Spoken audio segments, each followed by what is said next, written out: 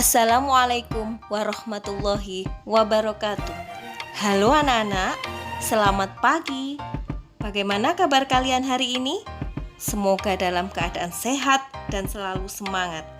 Hari ini, mari kita belajar sejarah Pertempuran Surabaya 10 November 1945.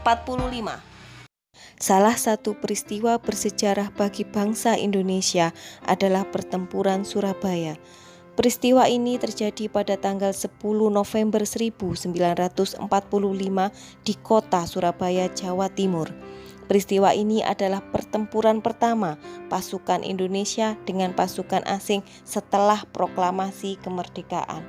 Diawali tentara sekutu yang mendarat untuk pertama kali di Surabaya pada tanggal 25 Oktober 1945 dan dikomandani oleh Brigjen AWS Malabi. Tujuan awal kedatangan sekutu adalah melucuti tentara Jepang dan membebaskan tawanan perang. Akan tetapi, kedatangan sekutu diboncongi oleh Nika atau Belanda yang ingin menguasai kembali Indonesia. Sikap tentara Nika tersebut memicu bentrokan antara rakyat Surabaya dan tentara sekutu yang berkembang menjadi pertempuran.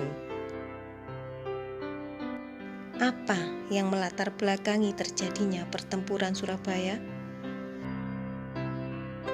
Diawali pada tanggal 27 Oktober 1945, sekutu menyerbu penjara Kalisosok dan membebaskan Kolonel Huyer yang merupakan seorang perwira Angkatan Laut Belanda yang ditawan Jepang.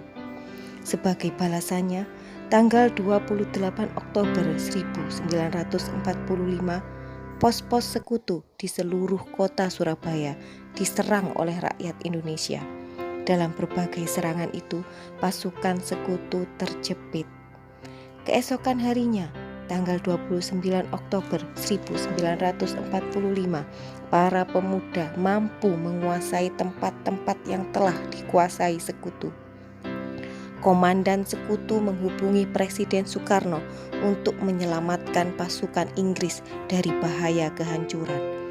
Presiden Soekarno bersama Muhammad Hatta, Amir Syarifuddin, dan Jenderal D.C. Houghton tiba di Surabaya untuk menenangkan keadaan. Hingga akhirnya pada tanggal 30 Oktober 1945 dicapai kesepakatan untuk menghentikan tembak-menembak. Namun, pada sore harinya, di tanggal 30 Oktober 1945, terjadi pertempuran di gedung Bank Internasional, tepatnya di Jembatan Merah. Dalam peristiwa itu, Brigjen Malabi tewas. Letnan Jenderal Christison, Panglima Sekutu di Indonesia, meminta kepada pemerintah Indonesia untuk menyerahkan orang-orang yang dicurigai membunuh Jenderal Malabi. Permintaan tersebut diikuti ultimatum dari Mayor Jenderal Mansert yang isinya semua pemimpin dan orang-orang Indonesia yang bersenjata harus melapor dan menyerahkan senjatanya di tempat-tempat yang telah ditentukan. Kemudian menyerahkan diri dengan mengangkat tangan. Batas waktu ultimatum tersebut adalah pukul 06.00 waktu Indonesia Barat tanggal 10 November 1945. Jika sampai batas waktunya tidak menyerahkan senjata, maka Surabaya akan diserang dari darat, laut, dan udara. Lantas, apa jawaban rakyat Surabaya terhadap ultimatum sekutu? Rakyat Surabaya menolak ultimatum dan siap melawan ancaman sekutu. Pada tanggal 10 November 1945, pukul 06.00 waktu Indonesia Barat, tentara sekutu menggempur Surabaya dari darat, laut, dan udara.